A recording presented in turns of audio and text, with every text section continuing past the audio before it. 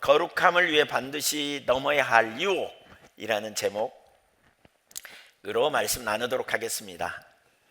오늘 세상이 참 급변하고 있습니다.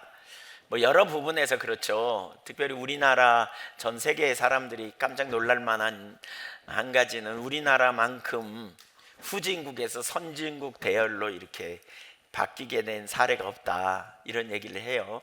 그러니까 후진국의 삶이 무엇인지를 경험했던 세대들, 그러면서 어떻게 세상이 점점 변화되고 경제적 발전을 이루어서 선진국이 되잖아요. 이런 세대의 삶을 살았던 세대들과, 이런 세대들과 선진국에서 태어나서 선진국의 삶을 사는 세대들과는 생각이 되게 다를 거예요. 많이. 물건을 절약하라, 음식을 아껴라, 옛날 우리 어렸을 때는 이런 얘기하면 젊은 세대들은 무슨 얘기를 하는 거야? 이렇게 도무지 이해가 안 되죠. 그래서 참 세대 차이가 많이 나고 또 이렇게 많이 변화가 일어나는 세대 속에서 우리 살아요. 근데 이제 이 세상에 급변하는 것 중에 큰 한 부분은 윤리 기준이 무너졌어요. 그래서 생각과 행동이 달라지죠. 전통적 견해와 그래서 보수적인 생각을 가진 사람은 전통적 견해를 중시하는데, 그렇지 않은 그런 많은 영역에서의 가치관이 달라지고 있죠. 그 중에 대표적인 한 부분은 성의 개방성입니다. 전통적인 문화는 간음을 부도덕한 행위로 간주하잖아요. 그러나 오늘날 현대 세속주의는 개인의 자유와 선택 존중이 강조되면서 간음을 도덕적인 타락으로 보지 않는 경향이 매우 강합니다. 그래서 과거에는 간통 이런 죄로 여겼지만 그것이 유언이라 그랬고 폐지된 것은 다 이런 문화의 영향입니다. 특별히 포스트 모더니즘의 영향으로 간음이라는 개념 자체가 상대적인 개념으로 간주되어져 버리는, 그래서 그런 포스트 모더니즘의 영향을 되게 많이 받은 사람들은 일부 일처제를 비판적으로 봅니다. 그래서 그러한 그러한 관계를 열린 관계 혹은 다자연애 이런 개념을 수용해 가지고요, 그냥 단지 서로의 감정에 정직하고 그리고 서로 합의만 되면 어떻게 해도 괜찮다는 이런 식의 사고가 오늘날 팽배되어져 가고 있어요. 이런 경향은 점점 더 심해질 거예요.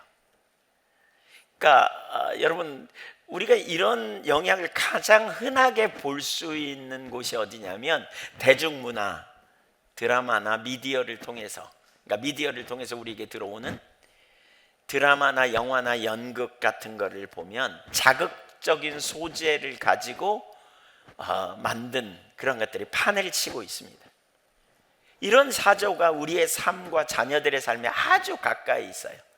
불륜을 주제로 한 이런 소재, 옛날에는 그런 거 하면 비판받았어요. 근데 요즘은 웬만하면 다 그런 거 그냥 기본으로 깔고 들어가는 이런 풍토입니다. 그래서 우리의 삶에도 말할 것도 없이 우리의 자녀들의 삶에 무의식적으로 그런 것들이 우리 가운데 자연스러운 삶이라고 여겨지는 그런 풍토를 우리가 지금 경험하고 있는 거예요. 이거는 안 믿는 사람은 말할 것도 없지만 우리 그리스도인들마저도 이런 영역을 계속 접하다 보니까 그것이 어쩌다고 이렇게 생각하는 그런 풍토 속에서 우리가 살고 있는 거죠. 그러다 보니까 상당히 심각한 영향력이 오늘날 지배적인 그러한 문화로 자리 잡고 있는 것이 현실입니다. 이런 상황에서 우리가 오늘 이 말씀을 접하는 이유가 있어요. 접해야 될 이유. 그러니까 마태복음 5장 14절에서 주님은 그렇게 말씀하시잖아요. 너희는 너희는 세상의 빛이라. 그러니까 마태복음 5장 14절에 산 위에 세상의 빛이라 그러면서 보여주기 위해 세워진 산 위에 있는 도시는 숨길 수가 없다. 그러니까 신명기에서 우리가 봤지만 하나님은 당신의 백성들을 구별되게 세워서 그 당시의 문화에 반문화, 대한사회를 이루는 그러한 믿음의 공동체로 세워서 매력적인 백성으로 주님께로 이끌기 위함이었다라고 표현하고 있잖아요. 그러므로 이런 시대를 우리가 이제 그러니까 그 마태복음 5장에서 우리가 너무나 산상수훈을 읽어가면서 바로 우리를 하나님이 그 자리로 세우고 계시다는 사실을 인식하면서 우리가 지난 주간에 분노, 또 다른 사람에 대해 욕하는 거, 이것은 그 다른 사람을 존중히 여기는 것과 관련해서 매우 중요한 우리가 살아야 될 실제적인 삶이라고 다뤘다면, 오늘 간음의 문제 또한 이것은 이러한 시대에 우리가 특별히 성적으로 매우 타락한 문화가 있고 그것을 계속해서 조장하는 그러한 대중문화의 흐름이 그 자리에 있는 상황에서 우리가 어떤 태도와 자세를 가지고 서야 할지, 무엇보다 우리가 분별하고 더욱 구별된 삶을 사는 것이 얼마나 중요한지를 인식해야 한다는 거죠. 그래서 우리는 오늘 이 말씀을 진지하게 다뤄야 돼요. 왜냐하면 이것은 우리 가정과 신앙적인 면에서 매우 중요한 영향력을 갖기 때문에 그렇습니다. 이것은 정말 심각한 영향력, 전반에 걸쳐서 큰 영향력을 가져온다는 사실을 인식해야 합니다. 그런 일들이 너무너무 많고 또 미디어를 통해서 우리가 설득당해 가지고요, 그럴 수도 있다라는 의식을 우리가 갖는데, 성경은 이 문제에 대한 경각심을 갖도록 우리에게 다루고 있어요. 세 가지를 보려고 합니다. 첫째, 간음이 우리 삶에 미치는 영향력을 생각하라. 27절 좀 볼까요? 시작. 또 간음하지 말라 하였다는 것을 너희가 들었으나, 그러면서 나는 너에게 이르노니, 예수님이 이 말씀하시잖아요. 간음하지 말라는 것은 10계명의 제7번째 계명, 7계명이라 그러죠. 주님은 이 말씀을 통해, 간음하지 말라는 이 말씀을 통해 죄가 어떻게 우리에게 들어오는지, 그리고 그것이 얼마나 심각하게 영향을 미치는지를 인식하도록 우리에게 가르쳐요. 그러면서 5장 거기 28절 29절, 특별히 여기 29절 같은 데를 보면, 그러니까 28절 같은 데는 죄가 어떤 통로로 들어오는지, 눈을 통해 마음으로부터, 그래서 그 마음으로부터 이미 간음을, 죄를 저지르는 것까지, 그것이 죄의 끈질김, 죄의 심각성이라면 그것을 끊어내기 위해 우리가 취해야 될 자세가 뭐냐? 급진적, 진보적인 그러한 태도와 자세를 가져야 된다. 그걸 29절 30절에서 말하고 있는 거예요. 그러니까 그러한 태도와 자세를 가지고 우리가 이걸 얼마나 절박하게 대해야 될지를 가르쳐 주고 있어요. 왜냐하면 이것은 심각한 영향을 미치기 때문에. 그 영향을 지금 여기 첫 번째에서 살펴보는데 세 가지예요. 첫째로, 간음은 심각한 죄예요. 그래서 하나님과 관계를 깨뜨려요. 하나님과 관계를 깨뜨리고요. 두 번째는 이 간음은 가정을 무너뜨리는 주된 통로예요. 세 번째로는 사람을 존중히 여기라고 하셨잖아요. 근데 존중히 여기지 못하게 하는 문제를 야기시켜요. 첫째, 하나님과, 작은 첫 번째, 하나님과 관계를 깨뜨립니다. 간음이 죄라고 하셨고, 그래서 간음의 결과는 하나님과의 관계를 단절시킵니다. 이것은 한 개인뿐만이 아니라 공동체 전체에 영향을 미칠 수도 있다는 사실을 보여줍니다.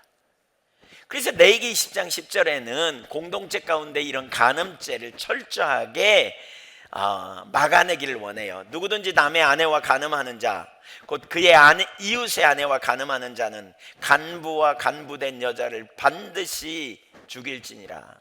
얼마나 하나님이 끔찍하게 여기는지 보십시오. 잠언 6장 32절을 볼까요? 잠언 6장 32절 시작. 여인과 간음하는 자는 무지한 자라. 이것을 행하는 자는 자기의 영혼을 망하게 한다. 비정상적인 성적인 관계성은 영혼을 망하게 한다. 이게 무슨 얘기냐? 이게 무슨 얘기냐? 하나님 앞에서 심각한 죄이기 때문에 하나님과의 관계에 문제가 와요. 우선 고린도전서 6장 9절 보십시오. 여기 6장 9절에 보면 이렇게 동이 그러니까 동격으로 말할 수 있는데, 불의한 자가 하나님 나라를 유업으로 받지 못하는 자라는 거예요. 그리고 이 불의한 자가 누구냐? 하나님 나라를 유업으로 받지 못하는 자일 뿐만이 아니라 그 불의한 자를 5가지 죄로 규정하고 있어요. 거기 미혹을 받지 말라 그러면서 5가지 죄: 음행, 우상숭배, 간음, 탐색, 남색. 탐색, 남색 무슨 말인지 잘 모르시겠죠. 그래서 표준 세번역을 한번 올려줘 보세요. 거기는 이렇게 말해요. 그러니까 착각하지 말라는 거죠. 이것들은 천국에 못 가는 죄다, 막 이렇게 지금 표현하고 있는 거예요. 예, 이거 불의하고 하나님 나라를 상속받지 못하는 죄에 해당되는데, 그러면서 뭐예요? 음행, 우상숭배, 간음, 간음, 그 다음에 남창 노릇 하는 거, 이게 탐색이에요. 남창, 남자가 창남 노릇을 하는 것, 그 다음에 동성연애 하는 것, 이것이 심각한 죄라는 거죠. 이게 성적 범죄는 하나님 나라를 상속받지 못하게 하는 죄라는 거예요. 그러니까 여기 5가지 죄가 나오는데 다 성적 범죄와 연관됨을 말해요. 우리가 할 수 있다고 아무 것이나 하는 것은 죄죠. 그러니까 여기 할 수 있는 5가지 모두 다 할 수 있어요. 있을 수도 있어요. 뭐 완전히 못할 일이 아니라고 여길 수 있어요. 그러나 할 수 있다고 아무거나 하면 안 돼요. 하나님은 어떤 일은 하라 그랬고 어떤 일은 하지 말라 그랬거든요. 그러니까 하나님을 존중히 여기는 게 뭐예요? 그분이 하지 말라면 안 해야 돼요. 물론 그것이 할 수 있다고 하고 아무 문제도 없다면 별 문제가 없을지 모르겠지만, 그러나 그것으로 인한 심각한 문제가 있거든요. 여러분 요즘 아시죠? 에이즈가 확산되고 있다는 거. 근데 그 에이즈가 확산되는데 가장 주된 통로가 남자끼리 동성끼리 성 접촉을 통해서 에이즈가 확산된다 그러잖아요. 심각하대요. 아주 심각해. 그래서 아이들에게 뭐 이렇게 청소년들이 유혹을 받아가지고요, 이렇게 돈 줄 테니까 뭐 이렇게 학문 섹스 뭐 이런 거 심각하죠. 비정상적인. 그러니까 이게 하나님 앞에 죄지요. 보세요. 아담이 선악과 따먹지 말라 그랬잖아요. 하나님이 아담에게 선악과, 아담과 하와가 할 수 있는 일과 먹을 수 있는 것과 먹을 수 없는 걸 주님이 구분해 주잖아요. 근데 여기 먹을 수 없는 것은 그 나무를 먹자마자 죽은 독이 있다, 그 말이 아니거든요. 하나님을 존중히 여김으로 해서는 안 되는 거예요. 이 버섯처럼 그거 먹었더니 뭐 금방 배탈이 나고 막 설사다, 죽을라다가 살아났다, 혹은 죽어버렸다, 뭐 이런 종류의 문제가 아니에요. 하나님은 그 먹을 수도 있지만 먹지 말라는 거거든요. 그러니까 하나님을 존중히 여김으로 해서는 안 되는 영향력들, 이런 부분들을 이야기하는 거죠. 할 수 없는 일을 함으로 하나님 앞에 죄가 되는, 하지 말라고 하는 것, 혹은 해서는 안 되는 것을 통해서 하나님을 대적하면 하는 거죠. 그것으로 인한 여러 가지 문제도 야기되지만 그건 결국 뭐예요? 하나님을 경외하는 것을 어그러뜨리는 죄라는 거죠. 그래서 우리가 하나님을 경외하는 건 뭐예요? 하나님의 길을 따라가는 거예요. 이걸 다른 표현으로 말하면 하나님이 허락하신 삶을 사는 거예요. 그 범위 안에서. 근데 마귀는 꼭 어떻게 유혹하냐면요, 하지 말라고 하는 것에 행복이 있는 것처럼 속여요. 이렇게 자꾸 하지 말라고 하는 것에 뭐가 있는 것처럼, 하지 말라고 하는 것에 뭐가 좀 짜릿한 뭐가 있는 것처럼 이렇게 유혹을 던져요. 그래서 하나님을 대적하게 만드는 거예요. 이게 이제 악한 영이 하는 짓이에요. 오늘날 그래서 그런 방편으로 끊임없이 이렇게 잘못된 방향으로 나가게 되는 거죠. 자, 고린도전서 6장 18절 표준 세번역으로 한번 읽어보겠습니다. 고린도전서 6장 18절 시작. 음행을 피하십시오. 사람이 짓는 다른 모든 죄는 자기 몸 밖에 있지만 음행하는 사람은 자기 몸에다가 죄를 짓는 것입니다. 여기 음행을 피하십시오, 이것은 현재 명령형, 문법적으로. 그 말은 지속적으로 음행을 피해야 된다는 거예요. 이례적으로 말고 계속 뒤에 나오지만요, 음행은 피하는 거예요. 음행은 도망가는 게 상책이에요. 이런. 왜 그러느냐? 사람이 다른 죄는 몸 밖에 있지만 음행하는 사람은 몸에다 죄를 짓는다. 이게 무슨 얘기냐면요, 여기 몸이라는 말은 소마라는 헬라어인데요, 전인격 죄를 가르쳐요. 그러니까 인간의 전인격을 손상시키는 치명적인 죄가 성적인 범죄라는 거예요. 비정상적인 성적인 죄, 음행. 예. 그러니까 전 인격을 송두리째 망가뜨리는 죄. 이거 이제 좀 이따 예를 들어서 제가 설명할 거예요. 이걸 보여주는 예가 나와요. 그래서 우리 몸이 성전이기 때문에 간음하는 것은 하나님과의 관계를 깨뜨리고 전 인격을 망가뜨리는 모든 영역에서 심각한 치명적인 죄라고 말하고 있어요.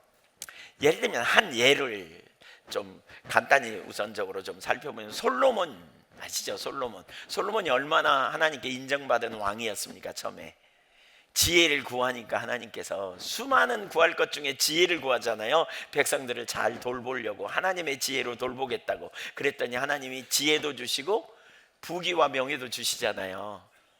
그러니까 강성한 나라가 되고, 그리고 그 솔로몬을 존경해요, 많은 사람들이. 그리고 강성한 나라가 되니까 이웃과 정략적인 결혼을 하게 되면서 결과적으로 무슨 일이 벌어지냐면, 아내는 한 명인데 첩이 1000명이야. 후궁과 첩이 1000명이야. 그 열왕기상 11장 3절 한번 볼까요? 시작. 왕은 후궁이 700명이요 첩이 300명이라 그의 여인들이 왕의 마음을 돌아서게 하였더라. 문제는 뭐예요? 그 여인들이 왕의 마음을 돌아서게 했다. 자기에게로 돌아서게 한 게 아니고 하나님께로부터 돌아서게 만든 거예요. 예, 그래서 4절에 솔로몬이 나이가 많을 때 그의 여인들이 그의 마음을 돌려 다른 신들을 따르게 하였다. 왕의 마음에 그의 아버지 다윗의 마음과 같지 아니하여 그의 하나님 여호와 앞에 온전하지 못하였다. 그래서 8절을 보면, 그가 또 그의 이방 여인들을 위하여 다 그와 같이 한지라 그들이 자기의 신들에게 분향하며 제사하였더라. 그래서 솔로몬이 9절에 마음을 돌려 이스라엘 하나님 여호와를 떠나버렸더라. 그리고 11절에 보니까 여호와께서 솔로몬에게 말씀하시되 내게 이러한 일이 있었고 또 내가 내 언약과 내가 내게 명령한 법도를 지키지 아니하였으니 내가 반드시 이 나라를 내게서 빼앗아 내 신하에게 주리라. 무슨 일이 벌어졌어요? 그 가족적인 피해는 말할 것도 없이 공동체 전체, 나라 전체가 두 개로 쪼개지는 그런 결과를 가져오게 됐죠. 왜 간음이 문제인지 아시겠습니까? 이 성적인 범죄, 이것은 우리 몸 전체, 또 뒤에 예를 제가 또 들 겁니다. 더 구체적으로 볼 수 있는 예를. 단순히 어떤 윤리적인 한 가지의 문제가 아니에요, 여러분. 하나님과 관계의 문제고 우리 인생 전체에 어마어마하게 문제를 가져올 수 있는 것임을 우리가 명심해야 돼요. 두 번째, 이 영향력 두 번째는 가정의 기초를 무너뜨리기 때문이에요. 이게 이제 심각해요. 가정의 기초. 사실 결혼은 놀라운 축복입니다. 왜냐하면 둘이 하나 되는 신비를 이루기 때문에 그래요. 둘이 하나 되어 그 다음 세대를 이어줄 자녀를 출산하고 양육하고 돌보는 일을 하게 하고 친밀한 교제 가운데 이제 그 자녀를 잘 양육해서 다음 세대를 세우고 또 둘이 한 팀이 돼서 친밀한 교제로 이제 하나님 나라를 위한 귀한 일꾼으로 세워지게 되는, 그래서 하나님 나라의 영광을 드러내는 팀으로 사역을 감당하게 되는 거죠. 그래서 결혼이 중요해요. 그런데 우리가 가져야 될 올바른 결혼관, 이게 성경적이어야 한다는 거죠. 성경은 결혼을 언약의 관점에서 이해합니다. 그러니까 계약이 아니라는 거죠. 조건에 따라 바뀌는 계약이 아니에요. 결혼은 언약이에요. 언약은 조건에 의해 바뀌는 것이 아니라 그랬죠. 상관없이 언약은 뭐냐? 내가 상대방에게 남편이 되기로 혹은 아내가 되기로 결단하는 거예요. 조건과 상관없이 평생 그렇게 되어주기로. 이게 지켜야 하는 약속이고 신실함과 충성을 요구하는 거죠.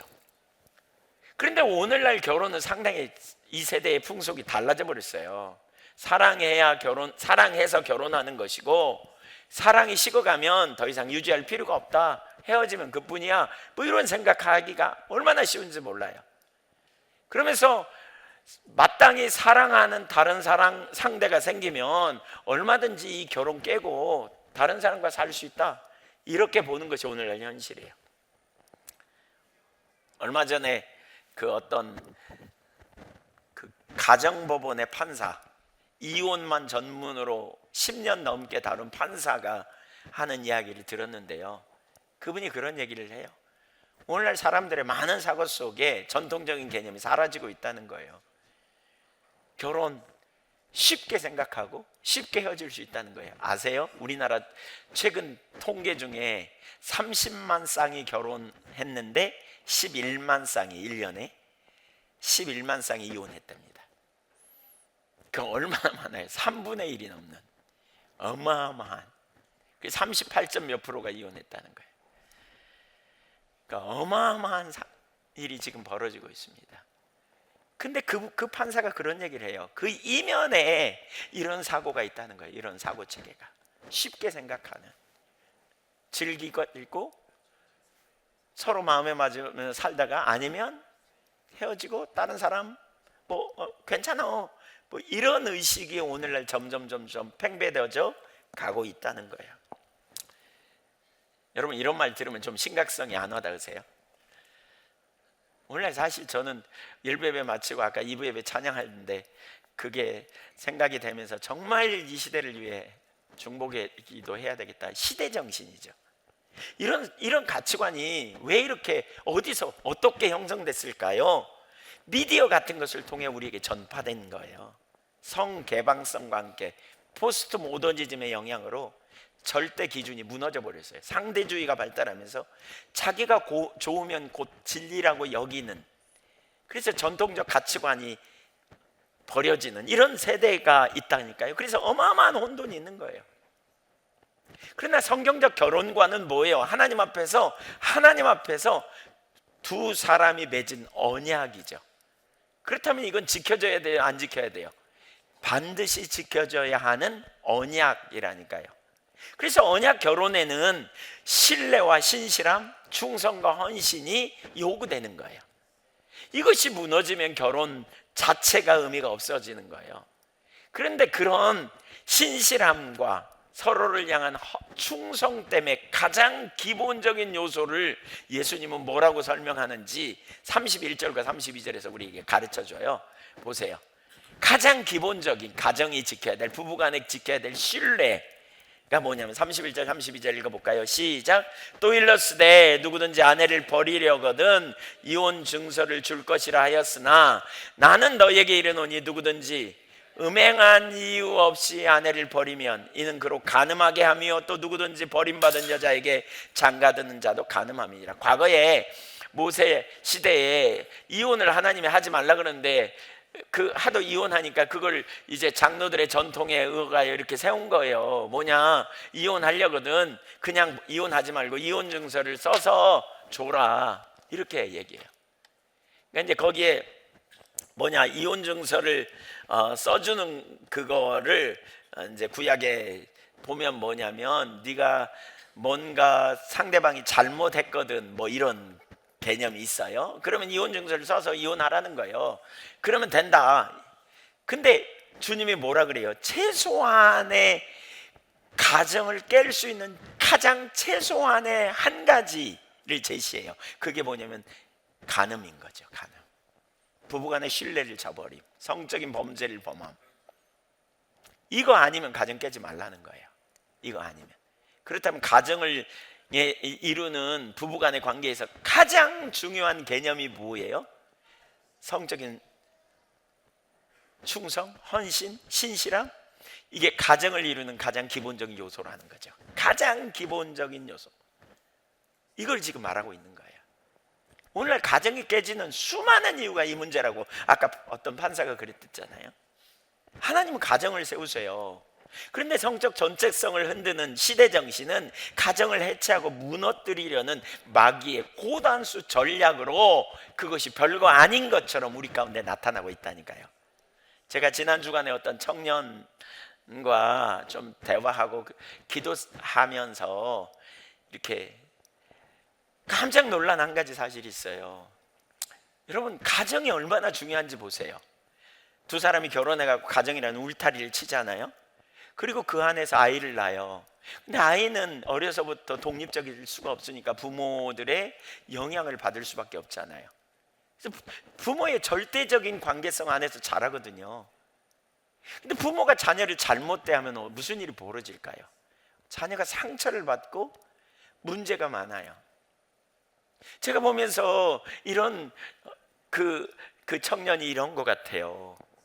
이런 이야기를 했어요. 어렸을 때 엄마 아빠가 맨날 부부싸움을, 그 부부싸움 한 다음에 또 잘해줘. 미안하니까 자녀들한테 싸우고 죄책감, 애들한테 잘못됐다는 죄책감 때문에 잘해줘. 그래갖고 그냥 뭐든지 너무너무 잘해줘. 그냥 막 줘. 그러니까 아이가 자기 스스로 결정하고 뭘 해볼 틈도 없었고 그냥 부모가 다 알아서 해주고, 그럼에도 불구하고 또 싸우면 엄청 불안하고 초조하고. 여러분, 사람이 스트레스 되게 받고 그러면 그걸 벗어나기 위해서 뭔가 엉뚱한 짓을 하잖아요. 여기서 중독이 나오죠.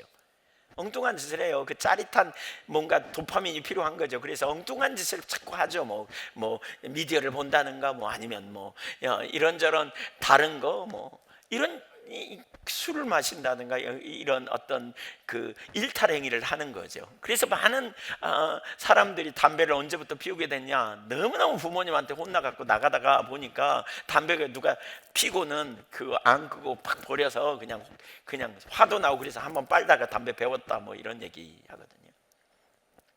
이러면서 이제 이 비행으로 가기도 하고 문제를 야기시키기도 하고 이제 엉뚱한 짓 하게 되죠. 근데 그러면서 또 다른 한편으로는 자녀에게 잘해주니까, 이 청년하고 제가 얘기하면서 깜짝 놀란 게요, 자기는 뭘 하며 살아야 되고 어떻게 해야 될지도 모르고 인간관계도 그렇고 직장도 그렇고 전혀 모르겠다는 거예요. 모르겠다는 거예요. 대학도 졸업하고 그냥 나름대로 그랬지만 뭘 하며 어떻게 살아야 될지를 몰라. 인식이 없어요. 이게 인식이 없는 거예요. 왜? 어렸을 때부터 해야 되는데 안 자란 거예요. 그런 게.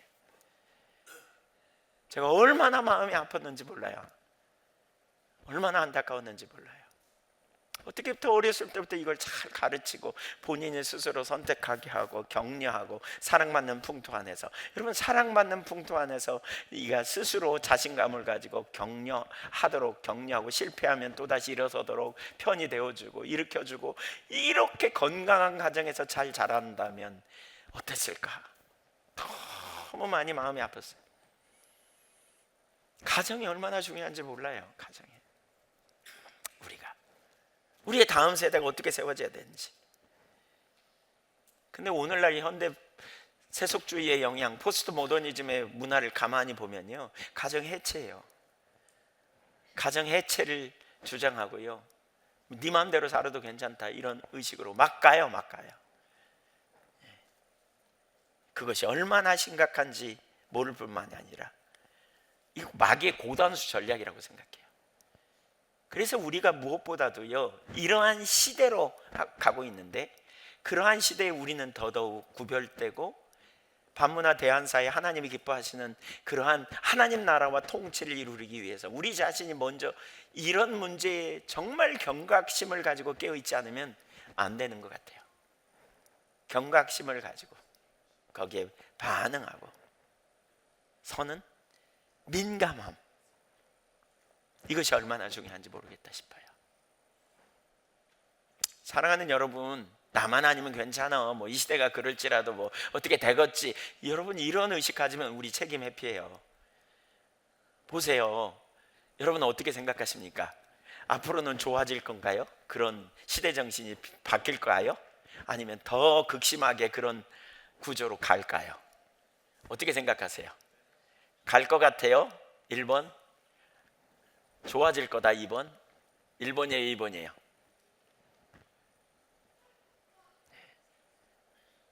아마 우리가 조금만 정신 차리고 보면요, 점점 계속 심각해질 거예요. 가정 해체 현상, 성적인 타락의 문제, 개방성, 이 문제는 너무너무 심각한 방향으로 불을 보듯 뻔하게 갈 수밖에 없는 상황인 걸 우리는 인식할 수 있어요. 불과 몇십 년 만에. 근데 앞으로 몇십 년 후면 어떻게 바뀔지 모르는 그런 상황. 왜요? 우리가 접하는 미디어, 우리가 접하는 그러한 수많은 정보들은 그런 사조를 깔고 우리에게 들어오거든요. 우리 아이들이 지금 그렇게 자라고 있거든요. 그런 상황 속에서 우리가 경각심을 가지고 있어야 돼요. 시간이 갈수록 가정이 해체되고 문제가 생기고 어려움이 오게 되고, 이것은 얼마나 시급한 문제인지. 세 번째, 이러한 문제는 더 나아가 인간의 존엄성을 무너뜨리는 행위입니다. 지난주 살펴본 것처럼 인간은 하나님의 형상으로 창조된 존재입니다. 그래서 우리는 한 사람 한 사람을 진짜 존중받아야 될 존재로 여겨야 합니다. 하나님은 이웃을 사랑하라는 게 그거예요. 왜 성경에, 구약 성경에 되게 많이 나오는 게 뭐예요? 짜디크와 미시파트라는 말, 정의와 공의라는 말, 이게 정말 많이 나오거든요. 주님은 정의와 공의를 기뻐서, 신약에도 되게 많이 나와요. 정의와 공의를 기뻐해요. 정의가 뭐예요? 정의와 공의가 뭐예요? 이웃 사람이 존중받아야 될 인격체로 대하는 거예요. 그래서 존중받는, 그리고 마땅히 받을 권리를 받도록 도와주는 거, 이게 하나님 나라고요. 이것이 우리가 가져야 될 하나님 나라의 가치예요. 옆에 사람을 그런 시각으로 한번 보세요. 옆에 사람 한번 보세요. 플리즈 봐주세요. 예, 사랑의 눈으로 한번 보세요. 가치 있는 존재. 어때요, 여러분? 여러분의 앞에 있는 그분이 무시받고 억울한 일을 당하고 그럼 좋아요? 좋아요, 안 좋아요? 예. 그에 대해서 아파하고 그에 대해서 분노하고, 우리는 그들이 존중받는 사회를 만들려고 하고, 그들이, 우리 주변에 있는 사람들이 소외되고 또 가난하고 또 억압받고 고통받는 삶이 되지 않도록 돕는 일, 이게 우리 그리스도인이 해야 될 의예요. 의. 너희가 그의 나라와 그의 의를 구하라 그랬잖아요. 하나님이 기뻐하신 삶이라고요. 그게 누군가가 위기를 만나고 누군가가 어려움을 당할 때 우리가 보고 그냥 쑥 지나가면 모른 척하는 이런 사람이 아니라, 우리가 돕고 섬기고 사랑하고 그의 권리를 회복시키도록 도와주는 역할을 감당함, 이게 우리가 해야 될 의로움이에요. 그런데 간음은 그렇게 할 수가 없어요. 간음은요, 언제나 타인을 수단화해요. 음란한 마음, 음욕, 이런 것은 타인을 도구화해요. 그래서 자기 욕망을 해소하는 도구로 여겨요. 그런데 어떻게 상대방이 존중이 여김을 받을 수 있겠느냐는 거죠. 안 되게 돼 있어요. 그로 인해 인간의 존엄성을 깨뜨리는 문제를 야기시킨다는 거예요. 이걸 가장 잘 보여주는 사건 중에 하나가, 뭐 여러 개 예가 있지만, 다윗이 우리아의 아내 밧세바를 범한 사건. 이 사건을 보면 지금 우리가 나눈 하나님과의 관계도 깨지고 가정이 해체되고 그로 인하여 인간의 존엄성이 말살되고, 그뿐만 아니라 공동체 전체에 어떻게 어려움이 오고 그 자녀들에게 어떻게 문제가 왔는가를 진짜 가장 잘 묘사되어 있는 예라고 할 수 있어요. 사무엘하 11장에 보면 이스라엘 왕 다윗, 근데 전쟁에 승승장구했어요. 그런데 어느 날 이제 자기가 안 나가도 되는 전쟁이 있었던 것 같아요. 부하들이 다 전쟁에 나가고요, 자기는 왕궁에서 있다가 낮잠 자고 일어나갖고 어느 날 서늘한 오후 시간에 이렇게 산책을 한 거죠. 왜? 다윗성은 높은 곳에 있거든요. 예루살렘 성이 높은 곳이 있고요, 그 다윗성도 높은 곳에 있어요. 그리고 그 사이에 기드론 골짜기가 있고 그 골짜기 너머에 집들이 많이 있어요. 그러니까 근데 그 골짜기가 멀지 않아요. 이렇게 그냥 아주 급격한 골짜기고요. 그래서 다 보여, 이렇게 눈으로 보면. 근데 어느 날 어떤 옆에를 봤더니 거기에 목욕하는 여인을 본 거예요. 어떤 사람은 바세바가 유혹했을 거다 이렇게 말하는데 사실 그렇지 않고요. 그 이스라엘 백성들이 목욕하는 거기가 어디냐면 그 우물 곁에서 하게 됐대요. 집 앞에 있는 어떤 물 씻는 곳. 근데 이제 그게 보통 담이 있고 그러기 때문에 잘 보이지 않는데 높은 곳에 올라가면 이게 보이게 되기 때문에 그런 특별한 케이스라는 거죠. 한번 생각해 보세요. 근데 이 우리아의 아내 다윗이 목욕하는 걸 보고 그를 데려다가 간음하고 그리고는 임신해 버렸어. 그랬더니 그 남편, 전쟁에 나간 남편을 불러다가 어떻게 하룻밤 동침하게 해가지고 그 남편이 동침해서 임신했다고 말하게 하려고 했는데 그 남편이 충직한 신하야. 그래가지고 자기 집에 안 가. 다른 사람은 전쟁했는데 나만 집에 가서 쉴 수 없다. 그리고는 왕궁에서 쉬다가 가니까 결국 편지를 써보내 가지고요, 그 가장 선봉에 세우라 그래가지고 죽게 만들어 버려요. 여러분, 이런 장면을 보면 여러분 무슨 생각이 들어요? 분노가 나죠. 어떻게 그럴 수 있어요, 그런 인간. 여러분이 우리아라고 생각해 보세요. 우리아. 여러분이 밧세바라고 생각해 보세요. 틀림없이 그 정황을 보면요, 우리아는 매우 충성된 사람임을 볼 수 있어요. 매우 신실하고 충성된 사람. 그리고 우리아와 밧세바 사이에는 자식이 없었거든요. 그거 보고 뭘 알 수 있냐면 신혼이었어요. 결혼한 지 오래되지 않은. 근데 남편이 전쟁에 나갔어. 그리고 신혼 부부야. 그런데 그 아내를 데려다가 왕이라고 하는 그 거부할 수 없는 그 권력을 가지고 남의 아내를 데려다가 동침해서 임신하게 하고 그 남편을 죽이는 사건. 정의와 공의를 정말 소중하게 여기시는 하나님의 관점에서 이것이 얼마나 끔찍한 죄인지 생각해 보세요. 그리고 그것은 우리아와 밧세바의 입장에서 보면 말로 표현할 수 없을 만큼 심각한 죄인 것을 금방 알 수 있어요. 단 한 가지 이유 때문에, 자신의 욕망을 채우기 위해서. 존중받아야 될 인권이 완전히 무시된 채 성적 착취의 대상이 된 밧세바는 말할 것도 없고, 아무 이유도 모르고 전쟁에 나아가 죽임을 당한 우리아는 어떨지 생각해 보십시오. 이것이 간음이 무서운 이유이기도 하고요, 그것을 다루어야 될 중요한 이유이기도 합니다. 왜 성경에 그것을 그렇게 강력하게 표현하는지. 그뿐만이 아닙니다. 그 일로 인하여 임신했어요. 아이가 태어났어요. 근데 아이는 태어나자마자 죽어요. 하나님이 징계하심으로 죽음을 경험하고요. 그리고 그 이후에 다윗의 가족 전체에 심각한 비극 현상이 일어납니다. 사무엘하 12장 10절을 한번 읽어볼까요? 주님이 뭐라고 말씀하시는지. 시작. 이제 네가 나를 업신여기고 햇사람 우리아의 아내를 빼앗아 내 아내로 삼았은 즉 칼이 내 집에서 영원토록 떠나지 아니하리라. 칼이 떠나지 않는다는 말이 뭐예요?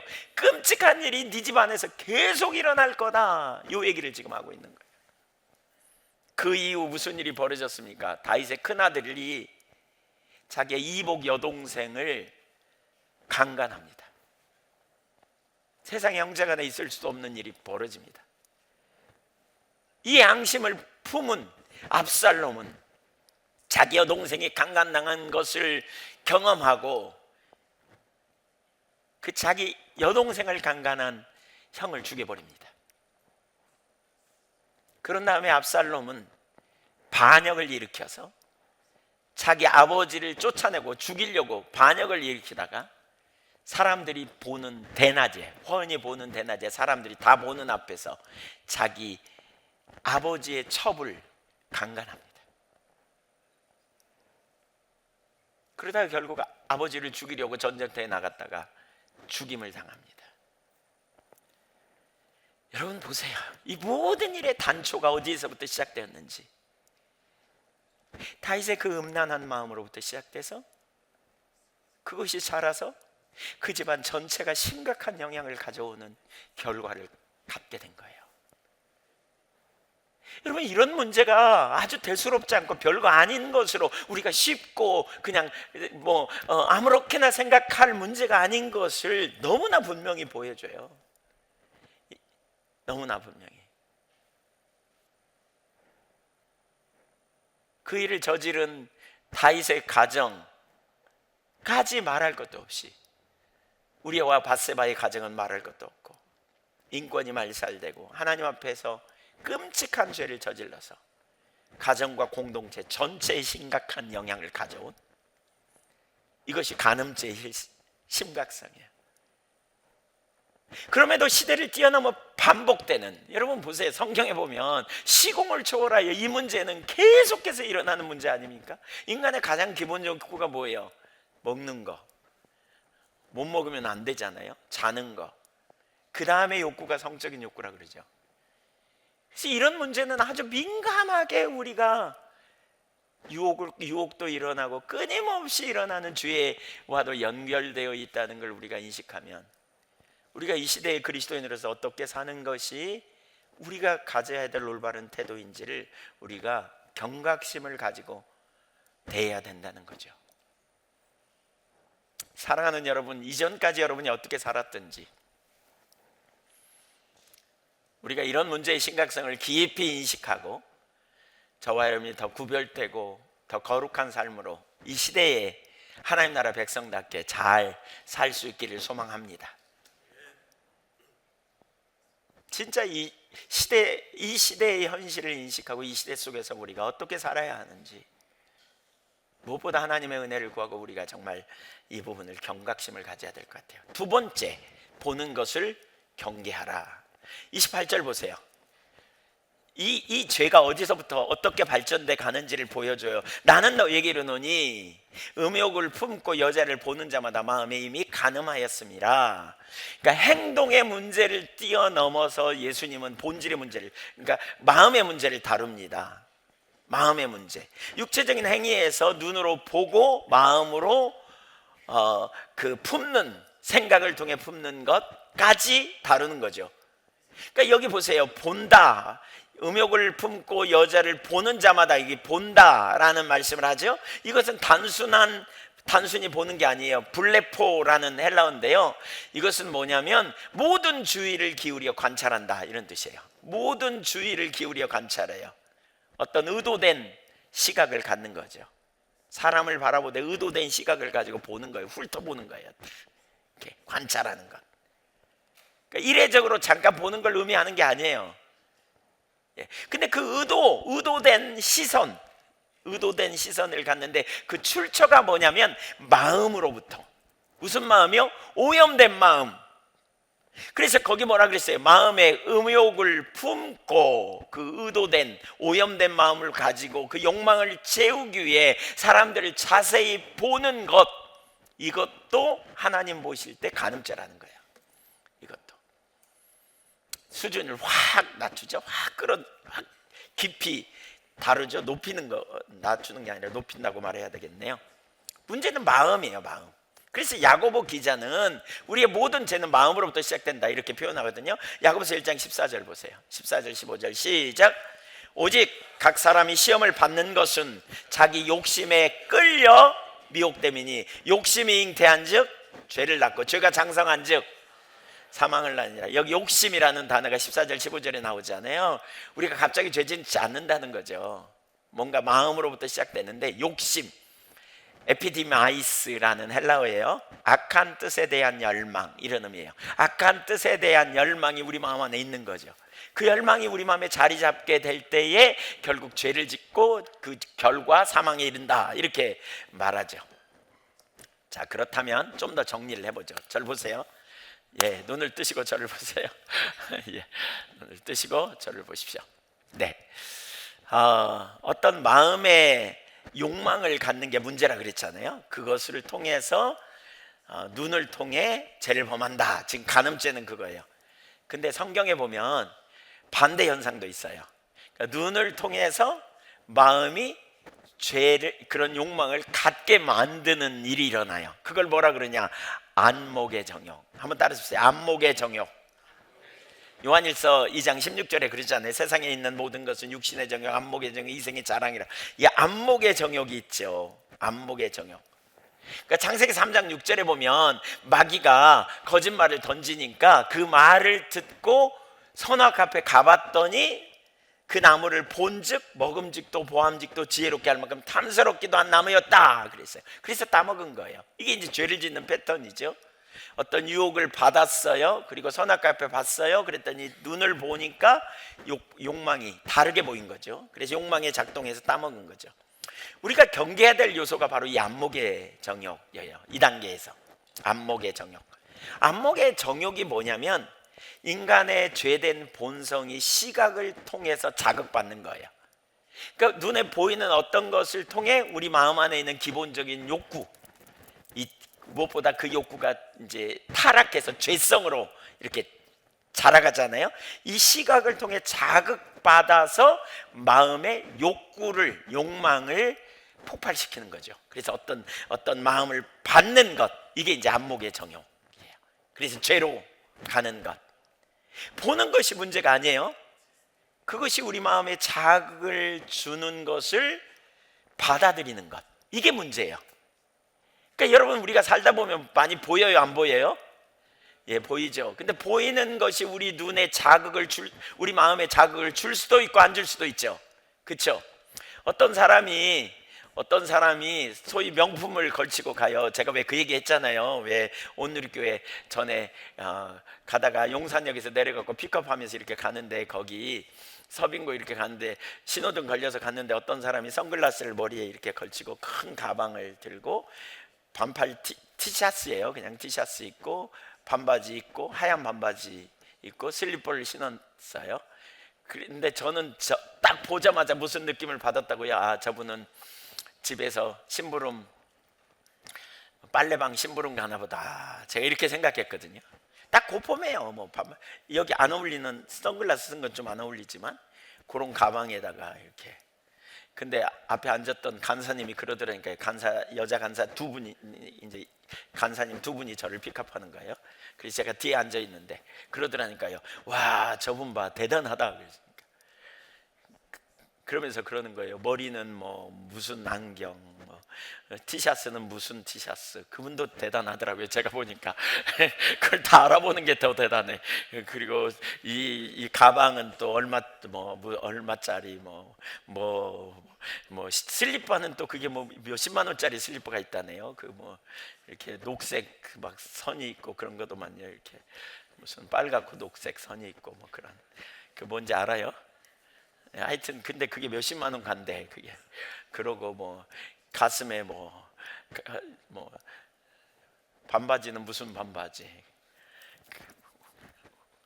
우리는 그런 걸 봐도 하나도 욕이 안 돼. 왜냐면 그렇게 보니까. 근데 그분은 좀 욕을 받을 수도 있겠죠. 그게 대단하네. 뭐 요즘은 남자들도 큰 가방 들더라고. 뭐 이러니. 그래서 제가 뒤에 앉아서, 아, 그래요? 저는 저분이 집에서 아내 심부름으로 빨래방 간 줄 알았어요. 그랬더니 막 엄청 죽는다고 웃더라고요. 욕이 하나도 안 될 수도 있지만 근데 일단 그게 와, 멋있다, 야, 좋다, 나 저거 갖고 싶다, 그러면 이제 마음으로 작동이 되는 거죠. 뭐 옷 짧은 미니스커트를 입은 뭐 그런 모습을 본다면 우리가 이렇게 유혹이 될 수도 있는 이런 거죠. 이런 거. 거기서 잘라내야 돼요. 중간에. 우리가 살아가는 세상에 수많은 유혹이 있지만 그걸 깊이 받아들이고 지속적으로 받아들이고, 여기 지속성을 의미하거든요. 현재형이거든요. 여기 본다는 말은 음욕을 품고 보는 자, 이게 현재형이에요. 지속적으로 보는 거예요. 계속 보는 거예요. 계속 쫓아가는 거예요. 막 여기서부터 걸어가면 막 저기까지 따라가는, 막 이렇게 유혹을 받으면서 막 관찰하면서 이런 걸 얘기하는 거예요. 사실은 성경에 이 안목의 정욕 되게 많이 나오죠.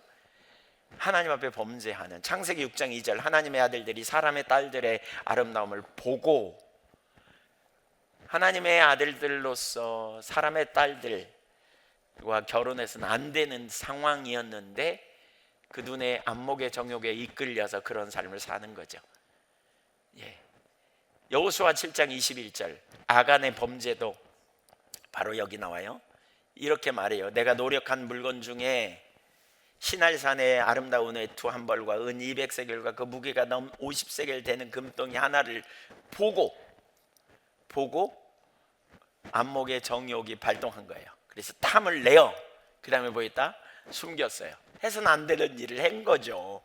이게 바로 어떻게 우리가 죄의 유혹을 받는가를 보여주는 순서예요. 보고 마음의 욕망이 발동하고 죄를 짓는 것. 그러니까 어떻게 돼요? 우리가 눈을 가지고 있기 때문에 안 볼 수가 없는 세상이에요. 봐요. 그런데 그 다음 순간에 끊어야 돼요. 잘라야 돼요. 욕망으로 발동하도록까지 방치되면 안 되죠. 잘라내는 일이 필요하죠. 예. 그렇지 않으면 심각해요. 사무엘하 12장 2절도 보실래요? 저녁 때에 다윗이 그의 침상에서 일어나 옥상 왕궁 옥상에서 거닐다가 그곳에서 보니 한 여인이 목욕을 하는데 심히 아름다워. 벌써 여기 욕망이 작동한 거예요. 보는 순간에 눈을 돌렸어야 되는데 계속 보아왔어. 계속. 그랬더니 너무 아름다워. 마치 먹음직도 하고 보암직도 하고 지혜롭게 할 만큼 탐스럽 생각이 그 마음을 점령하기까지. 그러니까 바로 행동해요. 3절에 사람을 보내서 그 여인이 누구냐고 물어보니까 그 여인에 대해서 얘기해요. 근데 여기 보면 뭐라 그래요? 이쯤 들을 때 멈췄어야 돼요. 엘리암의 딸 햇사람 우리아의 아내, 충성된 다윗의 몇 안 되는 핵심 부하 중에 한 사람이거든요. 이 사람이 그 다른 데 나오는 걸 보면. 그러면 그쯤 되면 멈춰야 돼요. 어쩌면 우리아가 결혼한 것도 결혼한 지 얼마 안 된 신혼이라는 것도 알았을지도 몰라요. 멈췄어야 돼요. 근데 이미 늦었어요. 마음의 생각이 간음으로 가는 과정을 4절에 보니까 다윗이 전령을 보내어 그 여자를 자기에게 데려오게 하고 그 여자가 그 부정함을 깨끗하게 하였으므로 더불어 동참하며. 여자의 반응은 나오지 않아요. 그러나 여자의 반응은 어찌할 수 없는, 항거할 수 없는 그 권력에 의거하여 어쩌면 무력하게 그런 자리에 갈 수밖에 없는 상태예요. 이것이 인간의 모습이에요. 그래서 눈을 지키는 게 얼마나 중요한지 몰라요. 눈을. 그래서 욥기에 보면 욥기 31장 1절에 보면 그는 자기 눈과 언약했대요. 언약. 욥기 31장 1절 내가 내 눈과 약속하였나니 뭐예요? 어찌 처녀에게 주목하랴. 여기 어찌 처녀를 주목하랴. 그 말은 간절히 바라보랴 혹은 음탕하게 바라보랴 이런 의미입니다. 음탕하게 바라보지 않겠다. 영어 NIV 성경에 보니까 음란한 마음을 가지고 처녀를 내가 주목하지 않겠다 그 얘기입니다. 그냥 젊은 여자는 안 보겠다 이런 얘기가 아니에요. 음란한 마음을 가지고 바라보는 짓 안 하겠다. 우리 눈을 지켜야 돼요. 시편 119편 37절 내 눈을 돌이켜, 눈을 바라보는 자를 돌이켜 허탄한 것을 지속적으로 보지 않게 하옵소서 그러지 않아요? 그러면서 뭐라고 해요? 주의 길에서 나를 살아나게 하소서. 그것이 살아나는 비결이라는 거예요. 살아나는 비결. 허탄한 것에 우리의 마음을 빼앗기지 않도록 한번 따라서 하십시오. 눈을 조심합시다. 보는 것 조심하자. 보는 것. 우리가 경계해야 될 진짜 중요한 요소 중에 하나는 그래서 우리의 시각을 자극하는 것을 우리가 조심해야 돼요. 가장 민감하게 영해야 될 이게 우리가 보는 거예요. 자, 그렇다면 오늘날 우리 시대로 좀 함축해 볼까요? 오늘날 우리 시대, 우리의 삶, 실상. 오늘날 우리가 경계해야 될 가장 핵심적인 우리가 보는 것을 조심해야 될, 경계해야 될 게 뭘까요? 뭐예요?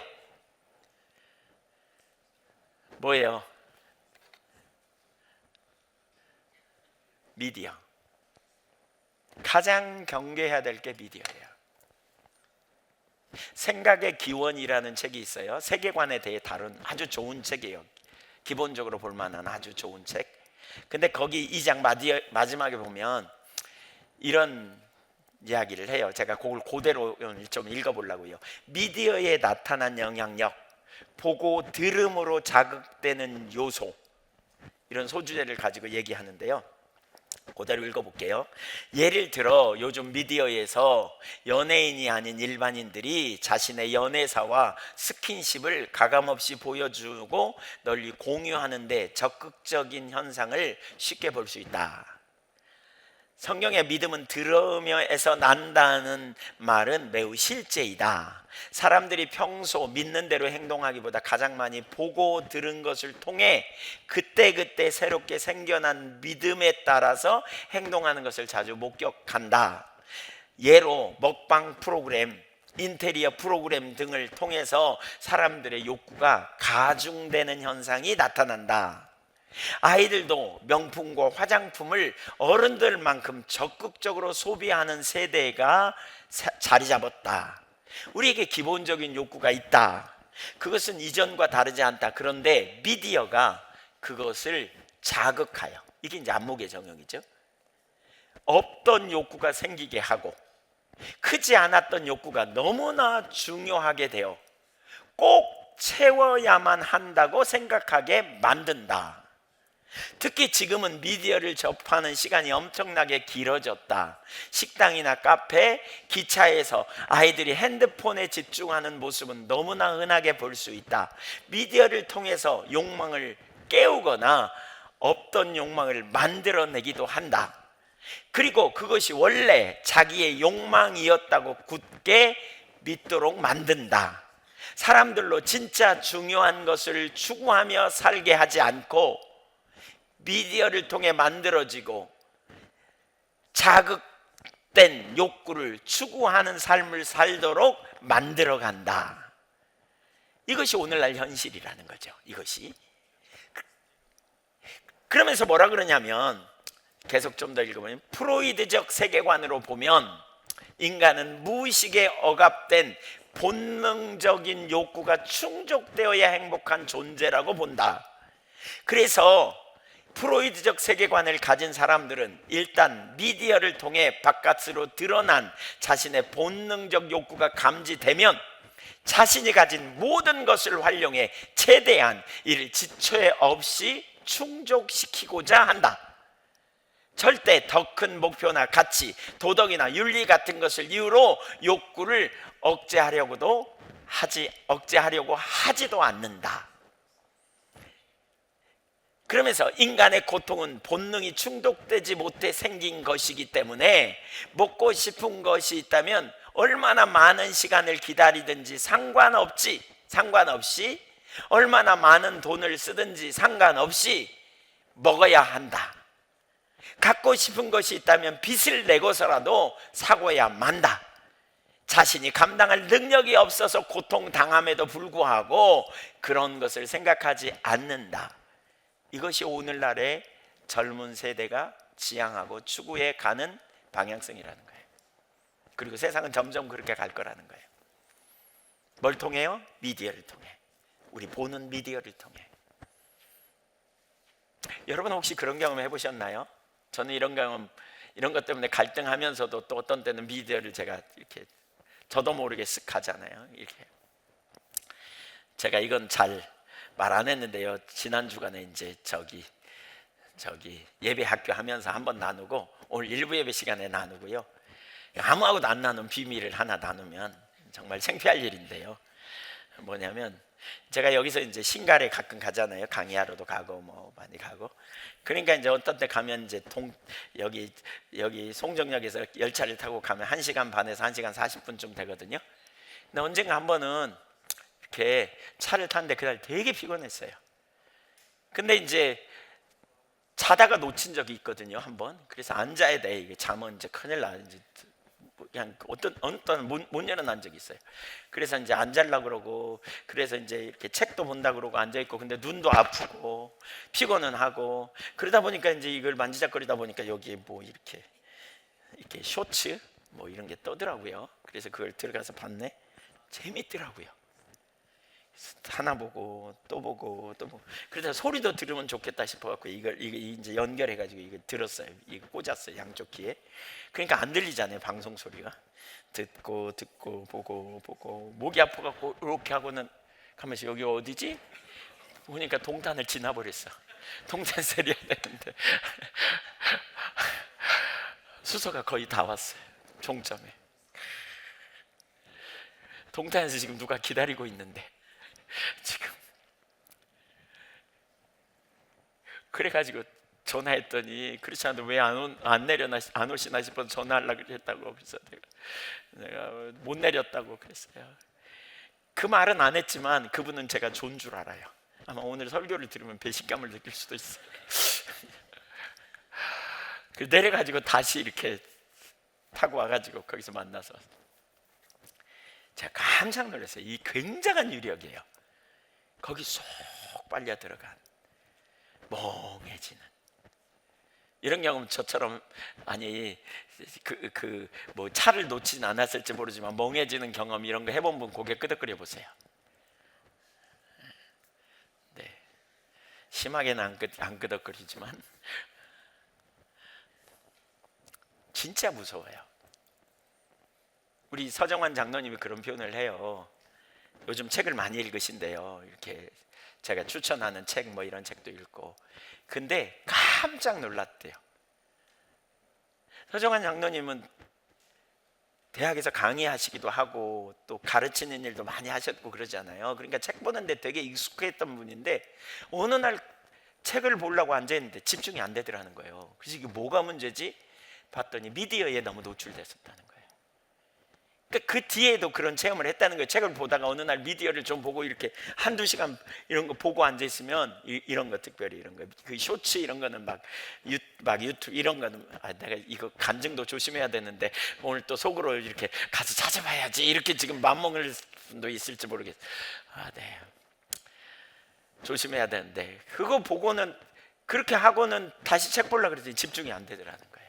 스토리가 있는 거 이렇게 깊이 심취돼서 이렇게 빠지고 보면 안 되더라는 거예요. 여러분 우리 아이들이 계속 밤낮으로 보는 영국에 가서도요 호텔에 주말에 같은 때 이렇게 보니까 가족끼리 와가지고 거기서 밥을 먹는데 아침 식사로 갔더니 글쎄 한 5살이고 한 대여섯 살 된 아이들인 것 같아요. 2명이 다 아이패드 하나씩 이런 거 패드 하나씩 들고 끼고 와가지고요 이 헤드폰 쓰고요 밥 가지고 와가지고 거기 와서 앉자마자 이거 하는 거예요. 엄마 아빠는 여기서 둘이 밥 먹는데 옆에서 그 아이들이 자라서 어떻게 될까?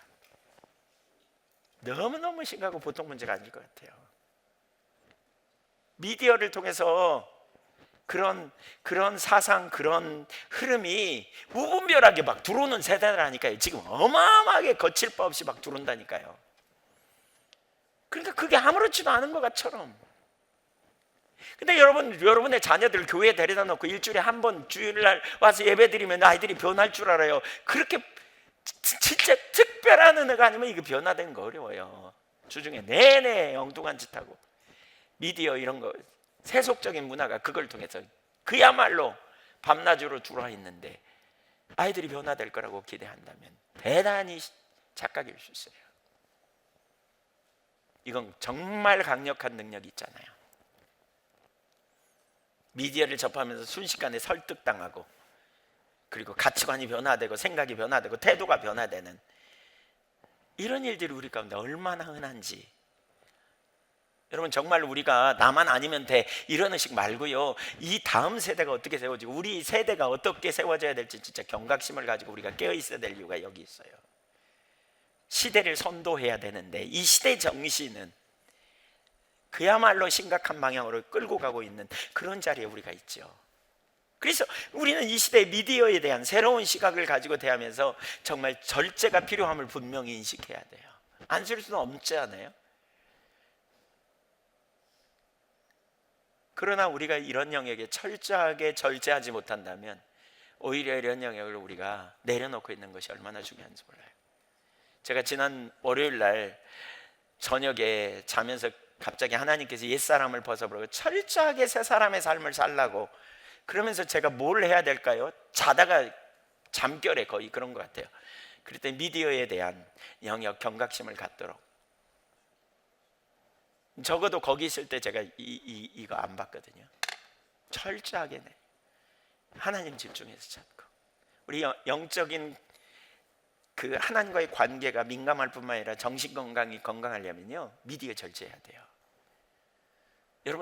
여러분부터 미디어 절제하실 건가요? 하시기로 결단하실 건가요? 네.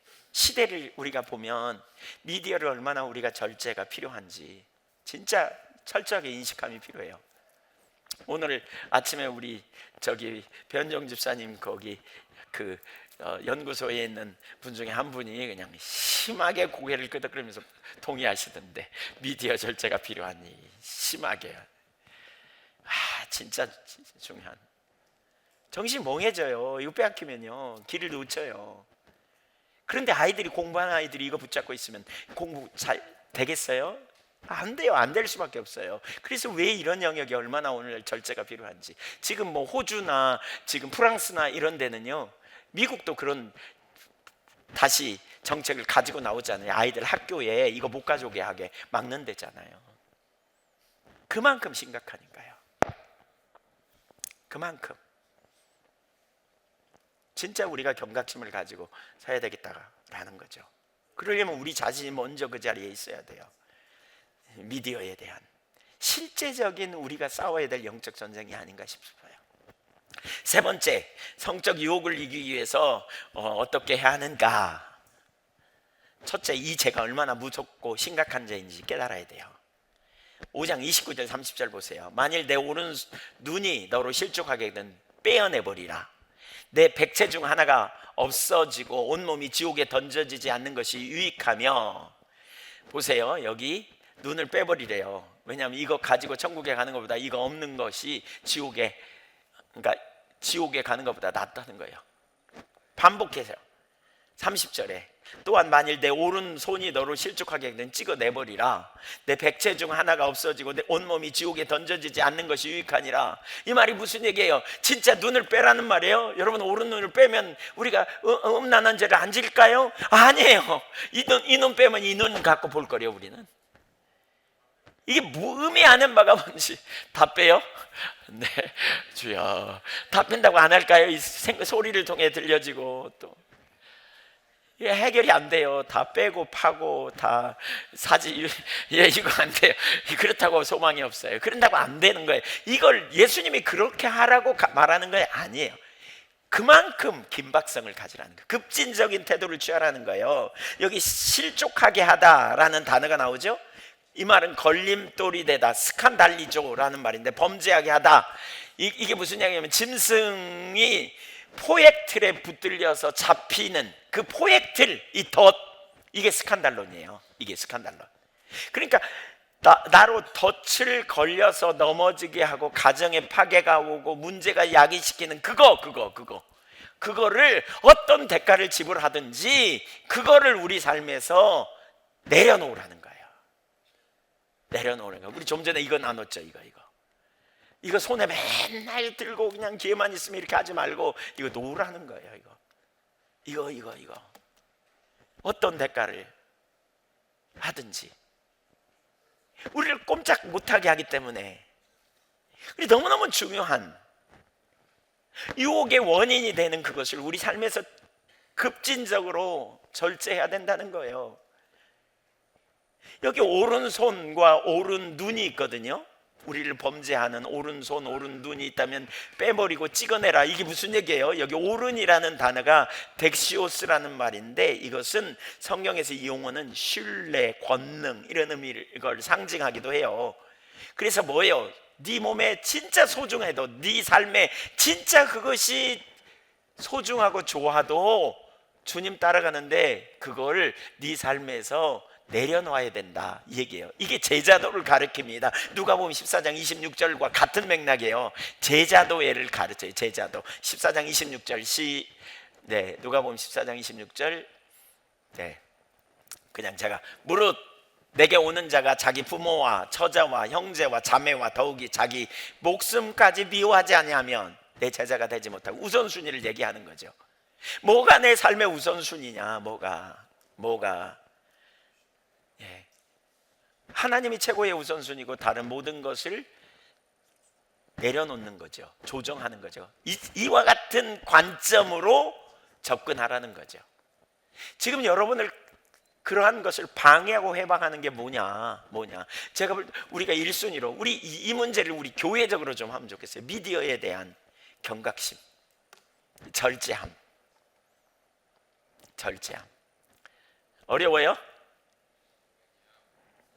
쉬우세요? 여러분보다 제일 어려운 게 저일지도 몰라요. 그만큼 유혹이 될 수도 있어요. 그만큼 우리가 쉽게 유혹을 받기도 해요. 이런 문제가 너무나 쉽게. 사람마다 다를 수 있지만 이런 영역을 우리가 어떻게 대하고 서야 될지, 정말 우리가 깨어 경각심을 가지고 서야 되는 문제. 우리를 세상의 빛이라고 말하고 보여주기 위해 세워진 산 위의 도시로, 매력적인 반문화 대한사회로 하나님이 세우기를 원하고 예한교회를 그렇게 세우기 원한다면 우리가 먼저 그 자리에서 전환하고 돌이키는 삶으로 돼야 된다면, 그것이 가정을 무너뜨리고 인간의 존엄성을 무너뜨리고 사람을 그런 시각으로 보는 것 자체도 얼마나 그 본인의 입장에서 기분 나쁘겠냐고요. 그런데 하나님 앞에 합당하지 않은 이런 태도를 갖는 게 얼마나 죄냐고요. 여러분이 누군가를 여러분을 바라보되 음란한 눈으로 여러분을 보고 있다고 생각해 보세요. 얼마나 기분 나쁘겠어요. 이게 존엄성을 다 무시하는 행동이고 태도죠. 내가 그런데 그런 자리에 서게 된다면 우리가 하나님 앞에서 이것을 어떤 태도와 자세로 취해야 되는지, 새로운 시각.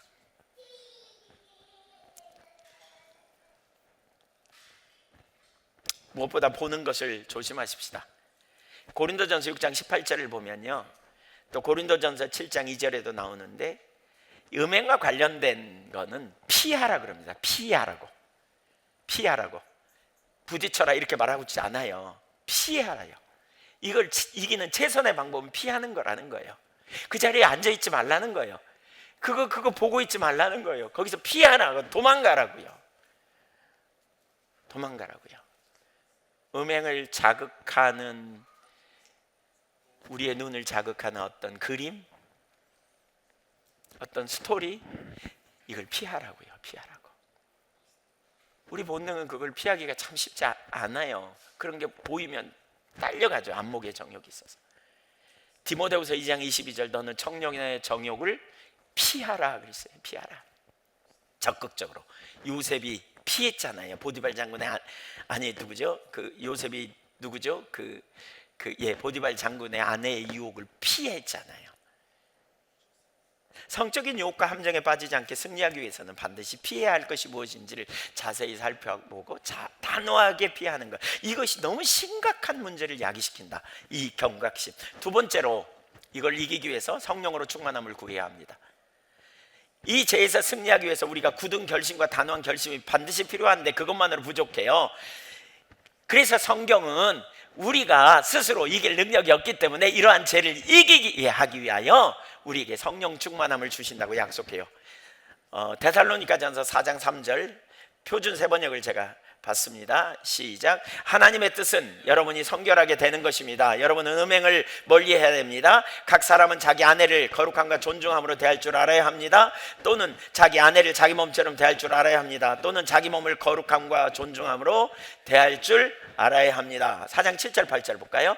하나님께서 우리를 불러주신 것은 더러움에 살게 하려는 것이 아니라 거룩함에 이르게 하려는 것입니다. 여기 거룩함은 뭐예요? 더러움은 뭐예요? 음란. 거룩함은 성적인 정결. 그러면서 8절 보세요. 시작. 그러므로 이 권고를 저버리는 사람은 사람을 저버리는 것이 아니라 여러분에게 성령을 주시는 하나님을 저버리는 것입니다. 여러분, 하나님은 우리가 거룩한 삶을 살기를 원해서요. 그래서 뭘 주신다고요? 성령을 주신다는 거예요. 주셔. 근데 여기 주시는 이라는 말을 염두에 두세요. 제가 이 표준 세번역을 인용한 이유는 이게 현재형으로 번역돼 있어요. 원어 그대로 번역돼 있기 때문에 인용한 거예요. 주시는이에요. 지속적으로 부어주시는. 따라서 성령을 지속적으로 부어주셔서 죄를 이기게 한다. 유혹을 이기게 한다. 눈에 들어오지만 걸러낼 능력을 갖게 한다. 이게 성령을 주시는 이유이기도 해요. 우리가 성령으로 충만해요. 지속적으로. 여기 너희에게 성령을 주시는 이라고 여러분에게라는 말은 에이스 전치사거든요. 인투라는 말이에요. 누구누구 속으로 부어주시는 성령의 역사, 우리 속에 부어주시는, 오늘도 여러분에게 성령을 부어주시는 성령의 역사로 충만케 되어 그러한 유혹을 이길 수 있기를 축복합니다. 그래서 성령 충만을 우리가 구하는 거예요. 누가복음 11장 10절에 보면 구하는 이마다 받을 것이요 찾는 이가 찾아낼 것이요 두드리는 이에게는 열릴 것이나 너희 중에 아비 된 자로서 누가 아들이 생선을 달라 하는데 생선 대신에 뱀을 주고 알을 달라 하는데 정갈 주겠느냐? 그러면서 13절 읽어볼까요? 시작. 너희가 악할지라도 좋은 것을 자식에게 줄 줄 알거든 하물며 너희 하늘 아버지께서 구하는 자에게 성령을 주시지 않겠느냐? 주실 줄 믿으십니까? 좋은 아버지는 우리가 거룩하게 살기를 원하는 열망을 아세요. 그래서 성령으로 충만하게 해달라고 할 때 성령으로 충만하도록 우리에게 역사하신다는 거예요. 입을 넓게 열으세요. 주여 성령으로 충만케 해주세요. 충만케. 세상을 이기는 비결이에요. 우리 안에 능력 없으면 주님 다 아세요.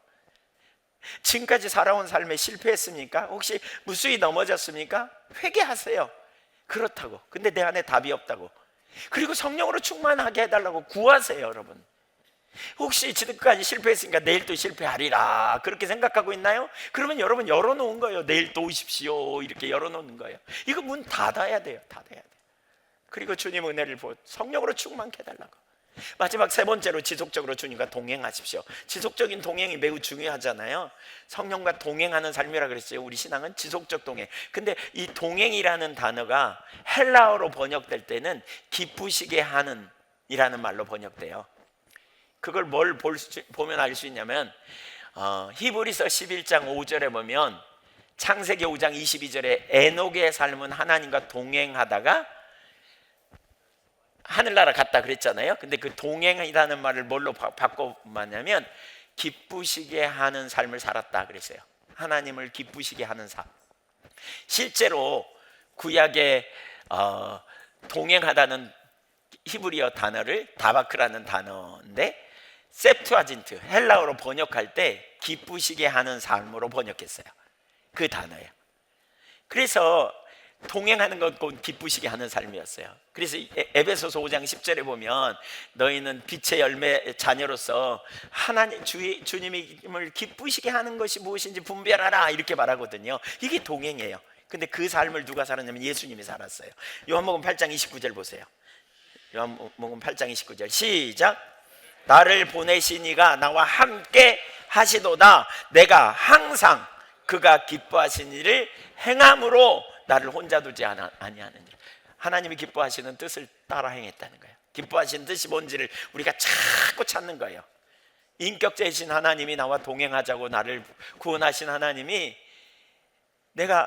나를 원해요. 근데 내가 그분과 동행하기 위해서 그가 기뻐하시는 일이 뭔지를 찾는 거예요.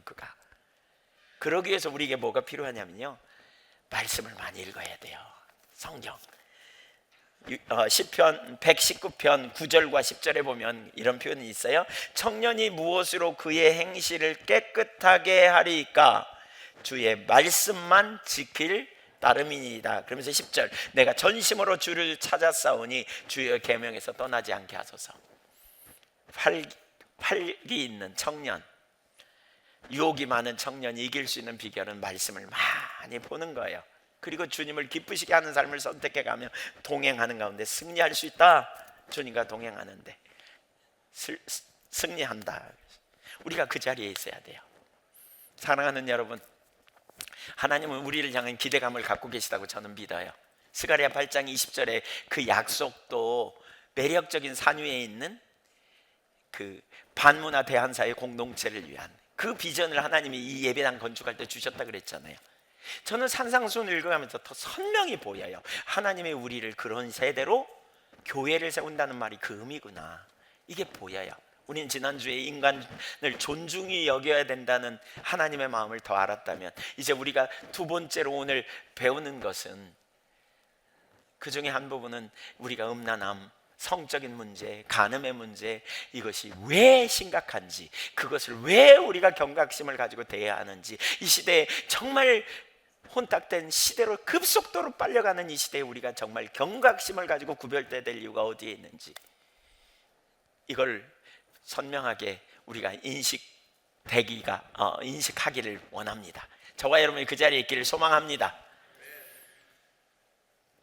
같이 기도하죠. 이 시간 우리 하나님 앞에 우리 자신의 실상이 어떤지를 우리가 바라보며 회개할 부분이 있으면 회개하고, 조정할 부분이 있으면 조정하고, 결단할 부분이 있으면 결단을 하면 좋겠습니다. 혹시 우리가 어떤 그 성적인 영역에 우리가 열려 있었거나 그런 부분을 우리가 무관심하게 대했거나 쉽게 생각했다면 그 부분에 대한 하나님 앞에 경각심을 가지고 회개하고, 또 우리 눈에 우리가 다윗이 언약을 세운 것처럼, 욥이 언약을 세운 것처럼 우리가 하나님 앞에 성적인 문제에 대한 영역들, 이런 부분에 우리가 경각심을 가지고 미디어 그러한 부분의 노출을 최대한 우리가 자제하기를 결단하고, 아울러 성령으로 충만하기를 구하고, 우리가 이렇게 한번 하나님 앞에 간절히 같이 기도하는 시간을 가지면 좋겠습니다. 우리에겐 사명이 있습니다. 세상에서 하나님 나라를 넓히는, 우리가 먼저 복이 되어야 합니다. 그래서 열방이 우리를 통해 복을 받기를 원합니다. 그 복이 되고 복을 받는 통로가 되는 그 사명, 그것은 저와 여러분이 더 구별됨으로 그 자리에 가는 것입니다. 각자 깨달아진 대로 우리 한 1, 2분 같이 기도하는 시간 갖겠습니다.